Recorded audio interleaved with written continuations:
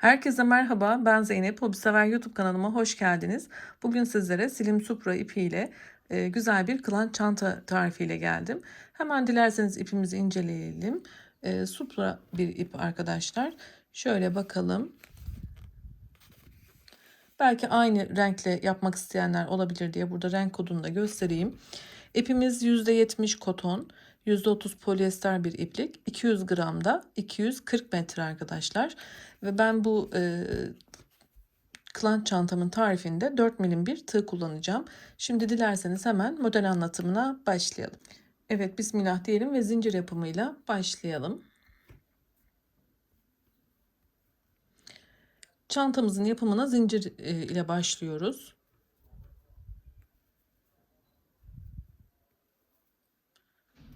Ben istediğim uzunluğa gelene kadar zincirlerimi hazırlayacağım. Sizlere sayısıyla ve ölçüsüyle de yine tarif ediyor olacağım. Hemen yapıp geliyorum. Zincirlerimi devam ettirdim. Ben 40 adet zincir yaptım.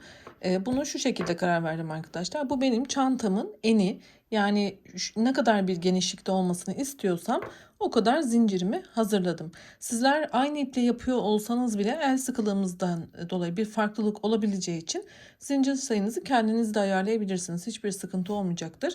Ya da farklı bir iplikle yapıyorsanız da yine o ipliğin türüne göre zincir sayılarınızı belirleyebilirsiniz. Ben sizlere santimetre ölçüsünü de vereceğim ki o şekilde herkesin kendi ipine ve el ayarına göre yapabileceği bir tarif olsun. Şöyle ölçüyorum arkadaşlar.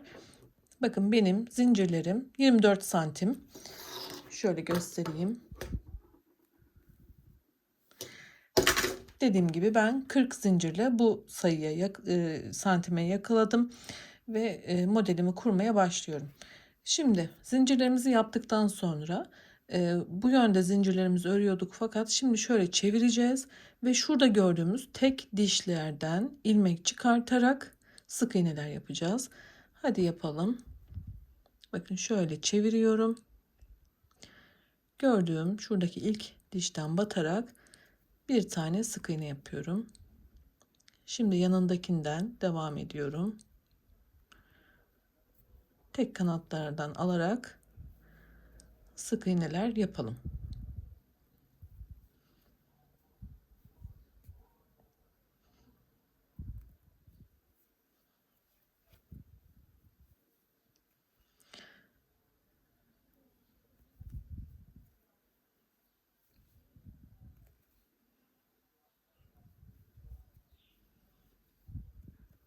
Evet, bu şekilde sona kadar devam edelim.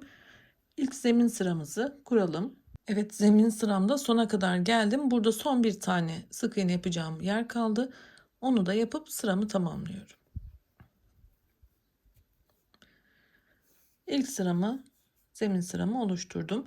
Şimdi desen anlatımına geçiyorum. Eğer sizlere arkadaşlar burada küçük geliyorsa ya da büyük geliyorsa ölçülerinizi dediğim gibi zincir ve bu sırada karar vererek artırıp azaltmayacağınıza karar verip ona göre başlayabilirsiniz. Dediğim gibi ben şu ölçü benim için yeterli olduğu için devam ediyorum. Sizler orada kararınızı verebilirsiniz. Evet, şimdi bir tane zincir yaparak artık desenime başlıyorum. Ters çevirdim. Sıramın başlangıcında daima dibine batarak bir tane sık iğne yapıyorum. Sırada gelen ilmek boşluğundan bir tane ilmek kaydırıyorum. Şöyle aradan batıyorum. Her iki lobunu da görüyorum. Bakın şuradan ilmeğimi çıkartıyorum ve tığda bekleyen ilmeğimi içinden kaydırıyorum. Şimdi sırada gelen boşluğumdan tığıma bir kere ip doluyorum. Buradan bir ilmek çıkartıyorum ve tığımda bekleyen 3 ilmeğimi tek seferde çıkartarak yarım bir trabzan yapıyorum. Şimdi bir kaydırma ilmeği, bir yarım trabzan.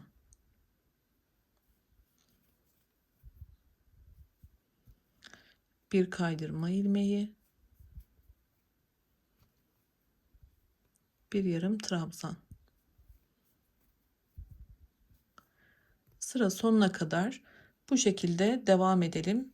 Bir ilmek kaydırma, bir yarım trabzan şeklinde sonda yine gösteriyor olacağım.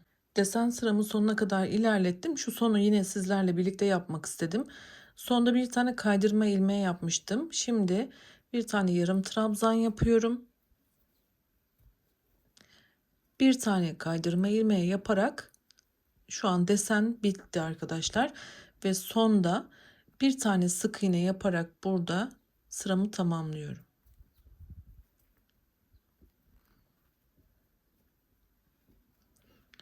Hemen şöyle kısaca yine tarif etmek istiyorum.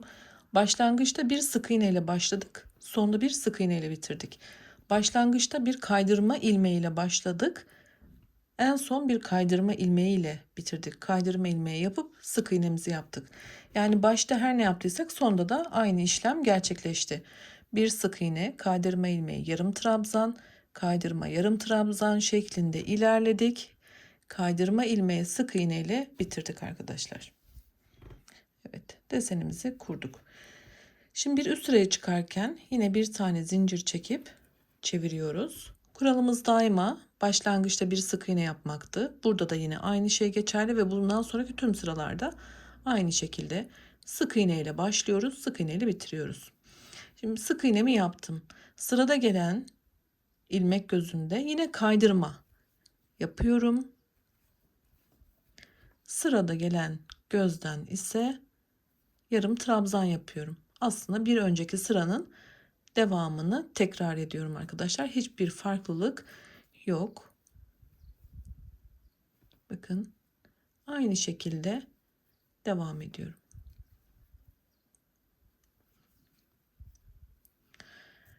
Bu şekilde yine devam edelim. Sonda yine aynı şekilde bitireceğiz. Biraz sırada olduğu gibi kaydırma ilmeği ve sık iğne ile. Ben şuraya kadar ilerleyeyim. Yine orayı da size göstereceğim. Bir üst sıraya da çıkmayı yine tarif ediyor olacağım. Yapıp geliyorum. Desen sıramda ikinci sıraya geldim arkadaşlar. Sondayım artık. Yine kaydırma yaptıktan sonra bakın burada bir tane yarım trabzan yapıyorum. Kaydırma yaparak desenimi bitiriyorum. Sık iğne yaparak da sıramı bitiriyorum.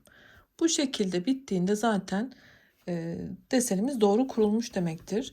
Yani biz desen kurmayla aslında artık ilgilenmiyoruz. Sıra başlangıcında doğru ilerlersek ve sıra sonunda doğru ilerlersek desenimiz zaten kendiliğinden ortaya çıkıyor. Bakın oldukça da güzel gözüküyor. Şöyle yakından boşluklarımız var şuralarda. Gayet güzel bir model ortaya çıkıyor. Dediğim gibi benim belirttiğim sayılarla başlayıp başlangıç ve sona dikkat ettiğimizde artık örgümüz oturdu demektir. Şimdi ne yapıyorum? Aslında yine aynı şeyi tekrar ediyorum. Bir sıraya da çıkmayı göstereceğim. Bir zincir yapıp çeviriyorum. İlk boşluğumda yine sık iğne yapıyorum. Bir kaydırma, bir yarım trabzanla yine sıramı başlatıyorum. Bir kaydırma, bir yarım trabzan şeklinde artık atlamadan tüm boşluklarımızı örüyoruz. Sıra sonuna geldiğinde de yine sık iğne ile bitiriyoruz arkadaşlar. Ve bunu istediğimiz uzunluğa gelene kadar devam ettireceğiz. Desenimizi yapacağız. Peki ben ne kadar yapacağım? Ben de henüz hiçbir fikrim yok. Yapacağım. Katlayacağım, bakacağım ve istediğim uzunluğa geldiğini gördüğümde ölçü olarak da sizlere yine belirtiyor olacağım. Dediğim gibi farklı ipliklerle de yapanlar ölçü üzerinden ilerleyebilecekler. Aynı iplikle yapanlar zaten aynı sayılarla ve ölçülerle devam edebilirler. Yapıp geliyorum. Ölçülerini de sizlere net bir şekilde anlatmaya çalışacağım inşallah. Yapıp gelelim. Evet, sıralarımı devam ettirdim ve artık istediğim ölçüye geldiğini düşündüğümde örme işlemini bıraktım. Sıralarımı tamamladım. Şimdi ölçüleriyle de sizlere belirteceğim ki farklı ipliklerle yapanlar o şekilde de faydalanabilsin. Enimiz 24 santim. Şimdi şöyle boy olarak ölçü veriyorum. Boyda arkadaşlar 40 santime gelene kadar yaptım. Peki buna nasıl karar verdim? Şu şekilde yapmak istediğim derinliği belirledikten sonra şurası da kapak olacağı için böyle göz kararı ayarladım. Dediğim gibi sizler de istediğiniz ölçülerde yapabilirsiniz. Hatta şu kısmı yapmayıp şöyle şuradan fermuarlı olarak da şu şekilde de bir parça yaparak ikiye katlayıp şu kapak olmadan da yapılabilir. Ben böyle kapaklı olsun diye örmeye devam ettim. O şekilde de kılanç yapabilirsiniz. Yani kapak olmadan fermuar dikerek de bu modelle kılanç yapabilirsiniz. Şimdi modelimiz bitti. Bir de şu kenarlarının daha muntazam durması için tam bir tur ilmek kaydırma yapacağız. Hemen onu göstermek istiyorum. Bakın ipim de hala var arkadaşlar.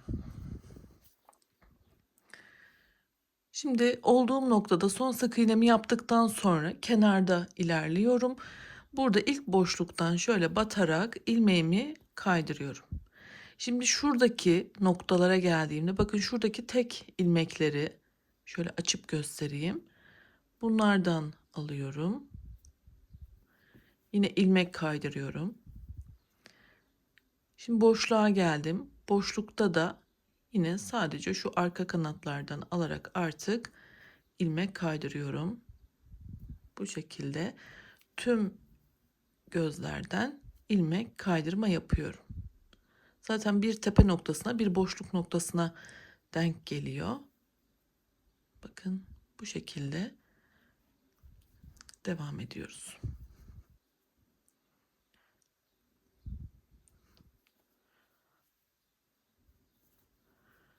Şöyle kenar kısmımızın muntazam bir şekilde, bakın şöyle girintili çıkıntılı değil de düz bir şekilde ilerlemesi için bunu yapıyoruz. Şimdi şuraya geldiğimizde yine burada da tüm ilmeklerden tek kanatlarını alarak devam edeceğiz. Burası zaten aynı. Şimdi buraya geldiğimizde de yine tüm ilmeklerden tek kanatlarını alarak şu noktada bitireceğiz. Tam bir tur devam edeceğiz. Ben de hızlıca yapıp geliyorum. Çantanın kenar yapımını tamamladım. Beslemesini de yapıştırdım. Yine bunu belki merak edenler olabilir diye şöyle göstermek istiyorum. Bu tüm tuhafiyelerde metre işi satılıyor arkadaşlar. Arkası yapışkanlı. Bakın şöyle hemen göstereceğim. Çantanızın ebatınca kesiyorsunuz. Arkasıyla birlikte kesiyorsunuz yapışkanıyla. Daha sonra şu kısımdan başlayarak yapıştırıyorsunuz. Şöyle hafif açın. Ben hızlı olmak adına videoyu hemen yaptım ama şuradan yapıştırıyorsunuz. Daha sonra şunu çekerek yapıştırmaya devam ediyorsunuz. Oldukça kolay. Dediğim gibi metre işi alınıp yapacağınız ölçülerde kesmeniz yeterli olacaktır. Bu şekilde yapıştırdıktan sonra şöyle ben ipimi hala kopartmadım. Bakın ipimin bittiği nokta burası. Şöyle katlıyorum. Burayı çevirdiğimde burası benim zeminde zincir çekerek başladığım kısım. O yüzden böyle daha güzel gözüktüğü için burayı kapakta kullanacağım. Bakın şurayı böyle katlıyorum. İstediğim derinliği sağladıktan sonra şimdi şuradan ipimi keseceğim fakat şu kenarı dikeceğim. Daha sonra tekrar iğne iplik yardımıyla bu kenarı da dikeceğim. Sonra çıt çıtını vesaire yapacağız. Bu şekilde hazırlığımı yaptım. Bu beslemeler bazen atabiliyor. O yüzden burada da sihirli ip var, şeffaf olan. Onlarla da dikebilirsiniz ya da beyaz bir iplikle de şöyle bunu yapıştırdıktan sonra şöyle bir dikiş geçebilirsiniz arkadaşlar. Geri kalkmaması için. Ben dediğim gibi şu an hızlandırmak için videomu hemen pratik olarak anlatacağım. Evet, şimdi ipimi kesiyorum ve dikiş işlemini de göstereceğim. Evet, kaldığım noktada ipimi kestim. Şöyle iğneden de geçirdim ipimi. Şimdi şöyle ölçüsünü de yine veriyor olacağım ne kadar katladığımı. Şöyle bakacağım arkadaşlar. Ben şöyle kapak kısmını referans alacağım. Yani ne kadar uzun mu istiyorum kapağı ya da kısa mı istiyorum. Şu benim için sanırım yeterli. Bakın şöyle. Kapağı çok verirsek derinliğimiz azalacak çünkü. Şöyle gayet güzel duruyor. Bakalım, kararımızı verdik. Şimdi şu noktada dikiş yapacağım. Önce sağlamlaştıracağım. Sizlere temel mantığını göstereceğim. Kamera arkasında hızlıca öreceğim. Şöyle. Şimdi buradan tekrar alayım ki öncelikle burası bir muntazam ve sağlam olsun.